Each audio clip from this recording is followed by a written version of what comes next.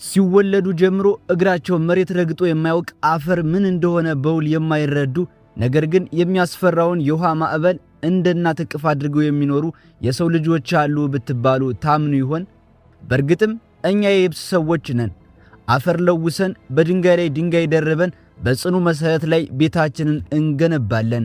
መሬቷን በካርታ ሸንሽነን የኔና ያንተ እያልን ድንበር እናበጃለን። ነገር ግን ከዚህ ከለመድነው የዕለት ተዕለት ሩጫና ግርግር ባሻገር የሰው ልጅን የሥነ ተፈጥሮ ሕግ ጭምር የሚሞግት ሌላ ፈጽሞ የተለየ ዓለም አለም። ወደ ደቡብ ምስራቅ እስያ ሰማያዊ ውቅያኖሶች ስንጓዝ አጃይብ የሚያሰኝ እውነታን እናገኛለን። እነዚህ የባጃው ሰዎች ናቸው፣ የባህር ላይ ዘላኖች። ለኛ የሚያስፈራው ጨለማውና ጥልቁ የውቅያኖስ ዓለም ለነሱ ሞቃታማ ቤታቸው ነው። ጓዳቸውም ሳሎናቸውም መቃብራቸውም ይኸው ማለቂያ የሌለው ውቅያኖስ ነው። እኛ መሬት ላይ መቆም ሲያቅተን እነሱ ግን በሚያናውጥ የውሃ ማዕበል ላይ ይጨፍራሉ።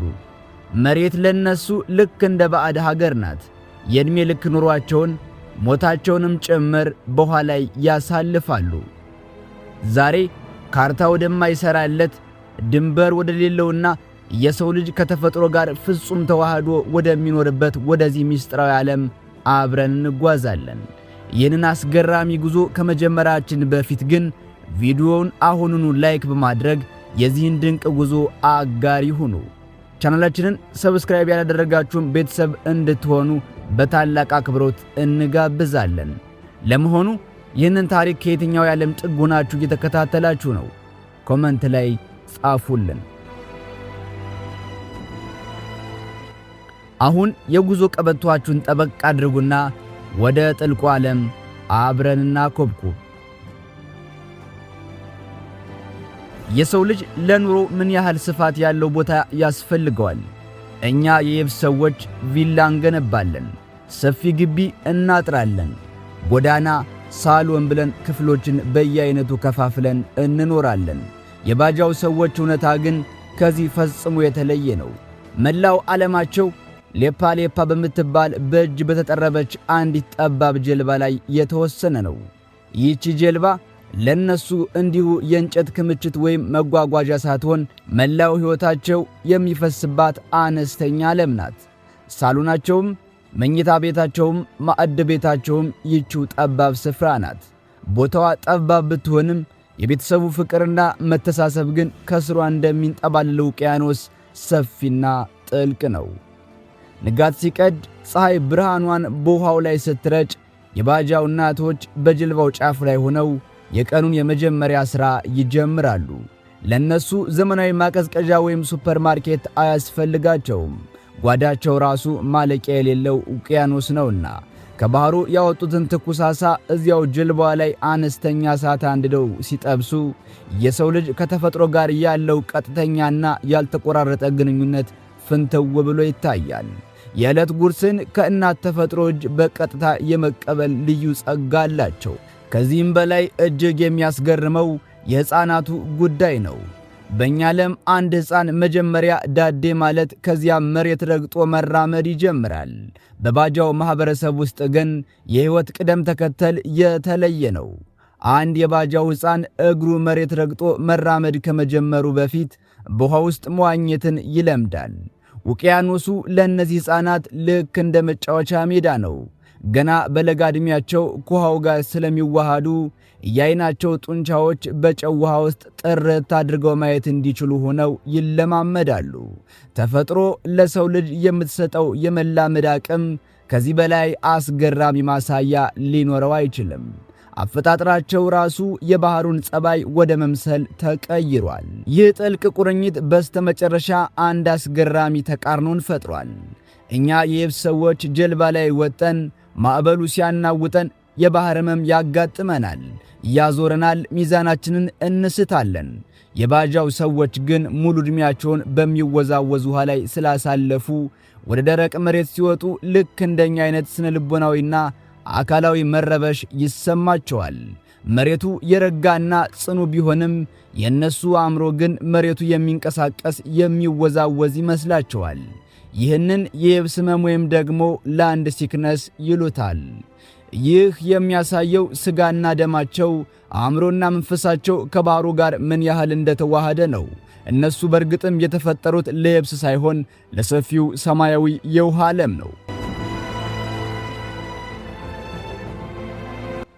ከውሃው ወለል በታች ያለው ዓለም የራሱ የሆነ ጥብቅ ሕግጋት ያሉት የተለየ ግዛት ነው። እኛ የየብስ ሰዎች ይህንን ጥልቅና አስፈሪ ግዛት ለመጎብኘት ስንፈልግ የቴክኖሎጂ አጋዥ ያስፈልገናል። ከባድ የኦክስጅን ሲሊንደር እንሸከማለን። የውሃ ግፊትን የሚቋቋም ልዩ የዋና ልብስ እንለብሳለን። በእግራችን ላይ መቅዘፊያ ጫማዎችን እናጠልቃለን። መተንፈስ የተፈጥሮ መብታችን መሆኑ ቀርቶ በቴክኖሎጂ ላይ የተንጠለጠለ የሞትና የሕይወት ጉዳይ ይሆንብናል። የባጆ አዳኞች እውነታ ግን ከዚህ የራቀ ነው። አሁን ወደ ቪዲዮአችን እጅግ አስገራሚና የሰውን ልጅ አቅም ዳግም እንድንመረምር ወደሚያስገድደን ክፍል አብረን እንሄዳለን። አንድ የባጆ አዳኝ ለአደን ሲዘጋጅ የሚይዘው ትጥቅ እጅግ ቀላል ነው። ኦክስጅን የለም፣ የዋና ልብስ የለም፣ ኮምፓስ ወይም የጥልቀት መለኪያ መሳሪያም የለም። ያለው ነገር ቢኖር ከመስታወትና ከእንጨት በእጁ የጠረበው መነጽርና ዓሣ መውጊያው ጦር ብቻ ነው። ጀልባው ጠርዝ ላይ ተቀምጦ ጥልቅ ትንፋሽ ወደ ሳምባው ይስባል። አተነፋፍሱን ያስተካክላል። ልቡ እርጋታን ሲላበስ ራሱን ወደ ሰማያዊ ጥልቀት ይወረውራል። ከዚህ በኋላ ያለው ጉዞ የሰው ልጅን የሥነ ሕይወት ወሰን የሚፈታተን ነው። 20 ሜትር፣ 40 ሜትር አልፎም እስከ 60 ሜትር ጥልቀት ድረስ ይጓዛል። ብርሃን ወደሚደበዝበት የውሃው ጫና ደረትና ሳምባን ወደሚያጨማድድበት አስፈሪ ጥልቀት ይወርዳል። በዚያ ከፍተኛ ግፊት ውስጥ አንድ ተራ የየብስ ሰው ቢገባ ሳምባው ይኮማተራል፣ የደም ዝውውሩ ይስተጓጎላል። የኦክስጅን እጥረትም በደቂቃዎች ውስጥ ለሕይወቱ አስጊ ይሆንበታል።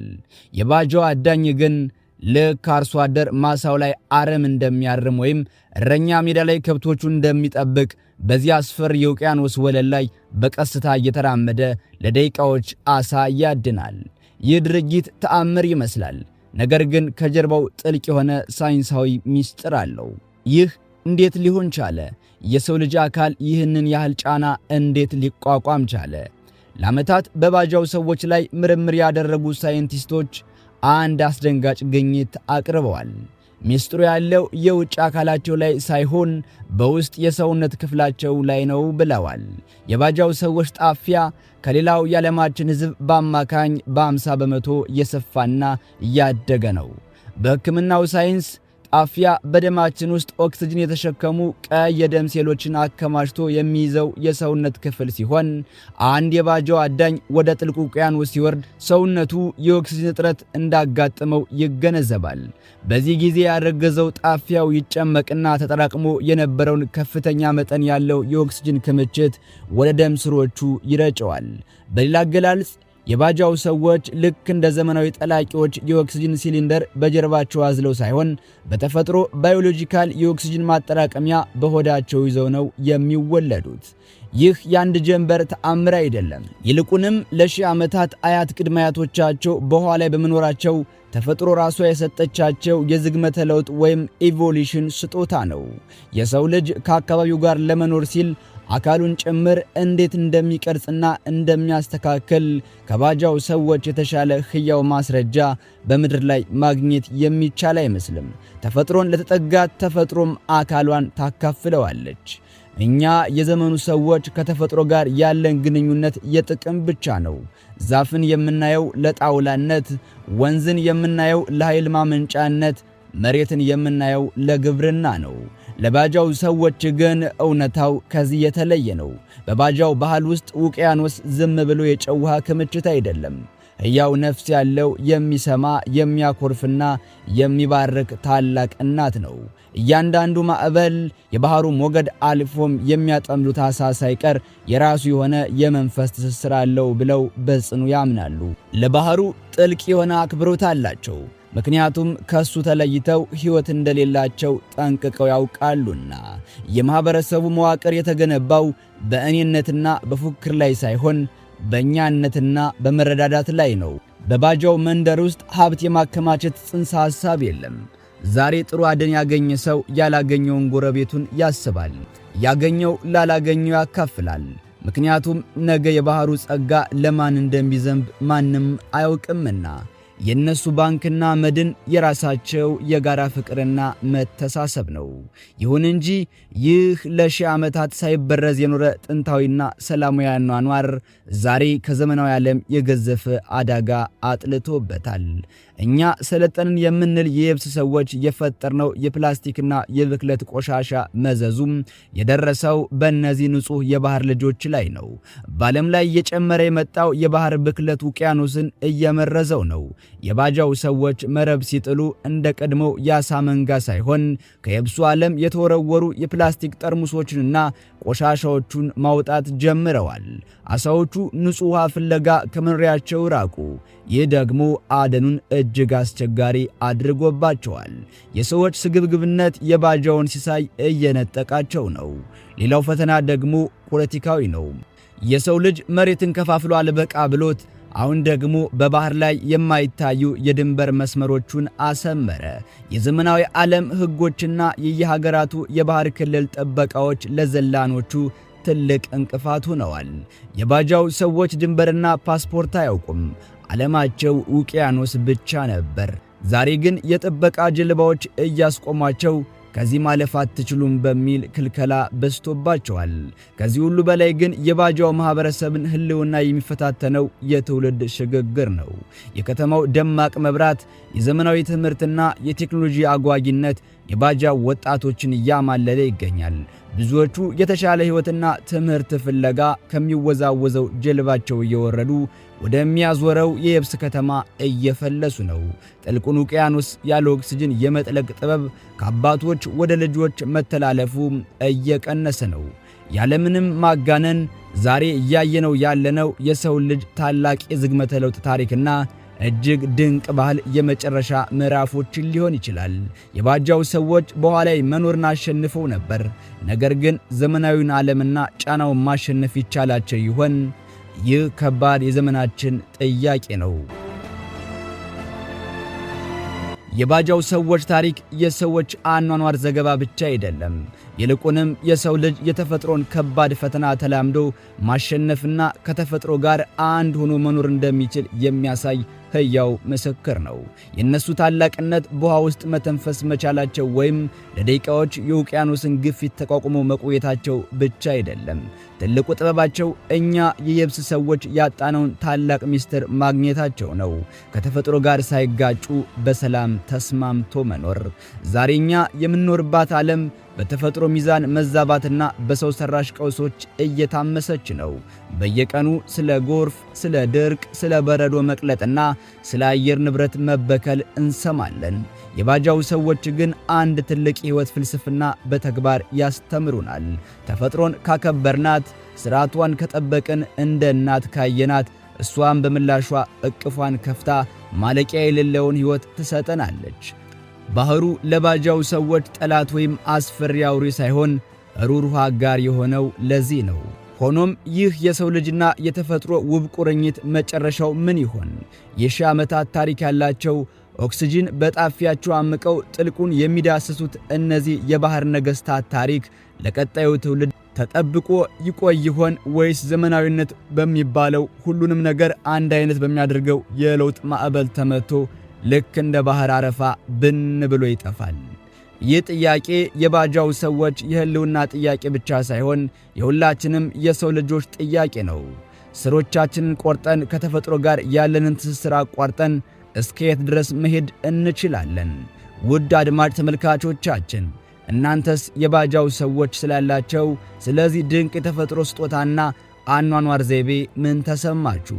በተፈጥሮ ተአምር የባጃው ሰዎች አቅም አግኝታችሁ በውሃ ውስጥ ለ10 ደቂቃ ያለ ኦክሲጅን መቆየት ቢቻላችሁ በዚያ ጥልቅ ሰማያዊና ጸጥታ በነገሰበት ዓለም ውስጥ ገብታችሁ ምን ልታደርጉ ትችላላችሁ? ምንስ ለማየት ትመኛላችሁ?